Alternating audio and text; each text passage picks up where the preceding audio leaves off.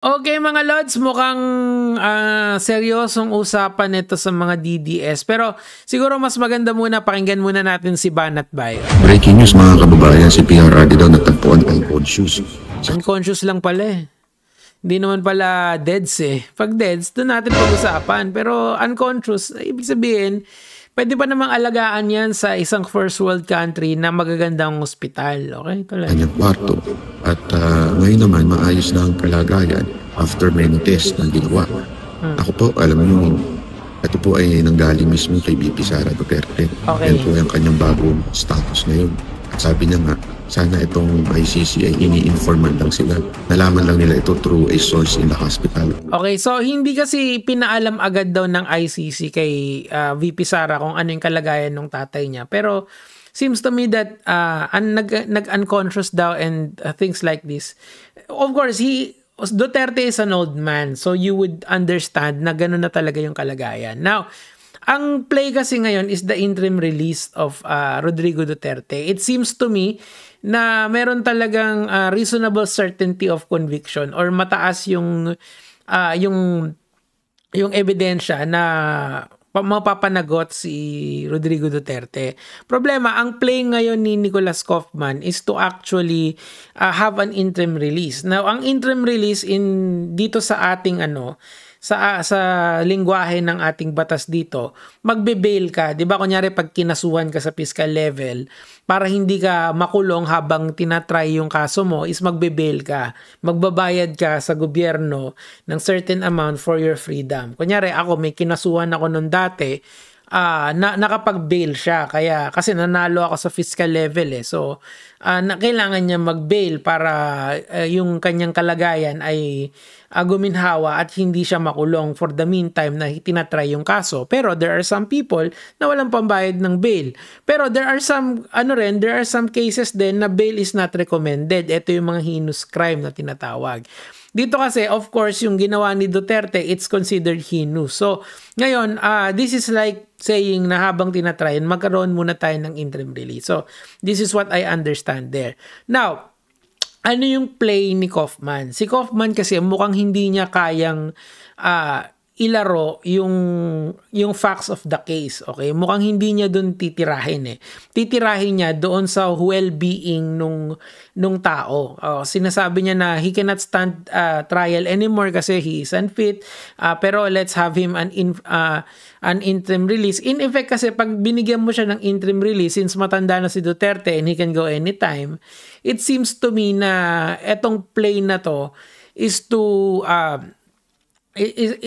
give him freedom for the rest of his remaining life kasi matanda na eh.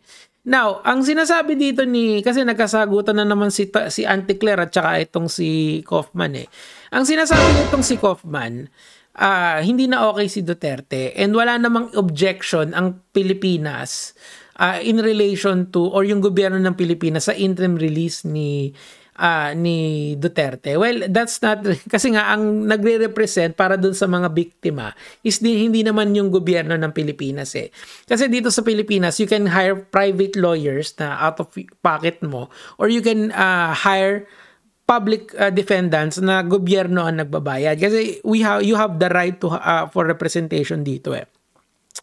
So, sa ICC, ang nagre-represent dun sa mga nabiktima allegedly ni Duterte ay yung prosecutor doon. So, it's the prosecution versus the defense. Yung defense ni Duterte na isang pribadong lawyer, okay? So, ganun gumagana yung as far as I can understand this.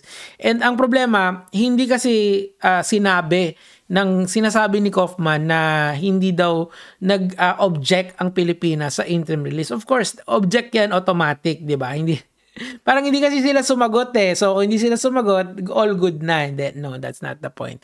So, let's go now dito sa, hindi yan. Let's go now doon sa mga pronouncement. Kasi ito yung hindi ko maintindihan eh. Kasi this is, ngayon to nangyari of course. And etong post to ni Banat Bay, kani-kanina lang to. It seems to me na napaka-convenient naman na biglang naging unconscious kasi may usapin ng interim release. Now, I will show you, this was shot a week ago. Okay? I believe wala pang 2 linggo tong video na to. And here is the VP Sara saying kung ano yung kalagayan ni Rodrigo Duterte doon. Let's play. Tumawag siya last Friday. Monday ngayon. Hindi siya tumawag kahapon. Last Friday siya tumawag. It's okay. Okay, so he's okay dito. Tumawag. Ang pinag-usapan nila dyan is politics. Napaka-komplikadong issue ng politics for a man who is unfit to stand trial. Seems to me na nakakausap po pa ng politika, di ba? Kahit yung bobo mong kaibigan, hirap about sa politiko. Eto, unfit pa na old man, di ba? Now, this is 2 weeks ago. Now, let me show you another video, mga lods. This is the former wife of Mr. Duterte. And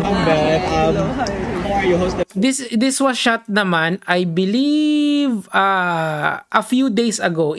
Baka nga kanina kahapon lang to eh. Basta, ang point dito, itong video na to, ito yung isang anak ni Duterte at saka si Hanilet. Okay, pakinggan natin. It was great. It went well. It's a ito bit yung nagsasalita yung anak. sad for me and Lola especially. Ay, Lola daw. It's our last visit. Apo at saka yung yung Lola, okay? Hopefully, the next time we see each other's better circumstances na. Yeah. The question, attorney? Does he look well? Yes. Does he look well? Yes. He's very and very alive. Okay. Very normal, very alive. This is a few days ago. Wala pang isang araw din to. I believe September 25 lang to pinost. Now, kung titignan nyo yung paper trail, it seems to me na si Sara Duterte, si Hanilet at saka yung apo is saying na well si Duterte. Why all of a sudden na merong usapin ng pagpapalaya due to unfitness, bigla na lang naging unconscious. Bigla. Saan nanggaling ang unconsciousness na yan? And ang masakit pa dito, inamin nila that the lab results shows negative. Walang nakitang something kay Duterte except for the fact siguro yung mga prevailing illnesses niya. Di ba? Seems to me that it's very convenient, mga lods. Alam nyo ako, okay lang naman ako na kung talagang meron, edi sure, pag-usapan natin. Pero ang akin lang, nasa first world country siya na maganda yung hospital doon. You mean to say, hindi siya pwedeng dalhin doon sa hospital na doon at doon siya pagalingin. Bakit dito pa kailangan sa Pilipinas or kung saan country man kailangan ilipat doon si Duterte? It seems to me that it's so convenient. It's the truth becomes a convenient factor or the circumstances is showing na it seems to me that it feels like this is contrived. It feels like this is the script. It feels like this is another propaganda para yung mga DDS maawa kay Duterte. What he did to the Filipino people is not a joke. Okay, hindi yun nakakatuwa. Pumatay siya ng maraming tao. The only reprieve na makukuha ng mga namatayan tao na yun is his stand trial. Yun lang. Ano naman kung mamatay siya doon? Hindi naman siya pinababayaan doon eh. Remember, meron akong gustong ipaalala sa inyo nung pandemic, di ba? Remember the Piston Group, yung mga matatandang kinulong sila kasi they went out and naghanap buhay sila kasi wala silang makain eh. Yung mga jeepney driver na nahinuli sila, matatanda din yun, kinulong din yun. And yung kulungan dito tsaka kulungan dyan, magkaiba. And I even remember Rodrigo Duterte making comment na parang nasa hotel daw siya doon sa ICC. Hindi siya pinababayaan doon. Ano siya doon? Siguro wala lang umiiyot sa kanya. Siguro yun lang yung difference. Pero Alam nyo, for humanitarian reasons, I don't believe na pinabayaan siya doon. So wag tayo magsimula na naman ng bagong propaganda na maghihiwalay-hiwalay sa ating Pilipino. Let him stay there. Okay lang yun. Diyan na lang siya. Hindi na wala naman. Mas okay nga yun para sa image nyo na inaape si Rodrigo Duterte. Even though he was the one, he said it sa maraming pronouncement niya sa TV na ICC, bilisan nyo na. Bakit kailangan pa niyang umuwi? Biglang nagkasakit doon, dami palang sakit di sana hindi siya nagsisisigaw doon ng bangag-bangag-bangag, hindi siya nagsisisigaw doon ng ICC, bilisan nyo na, sipain ko pa kayo. And now that he is there, you want him to na ibalik nyo. Wag nyo na kasing gamitin yung matanda sa propaganda nyo. Etong si Duterte is just separating the country further. O sige, ikaw na, last ka na, Banat Bay, ha, para kumota na ako. Talagang dapat talaga pagbigyan po yung interim release ni PRR. Hindi naman po siya flight risk. Hindi yun. It's not about being a flight risk. It's about being Rodrigo Duterte, the influential clout goblin he is dito sa Philippine politics. Let him stay there. Let him rot there. Yun na lang yung balato nyo doon sa mga pinatay niya.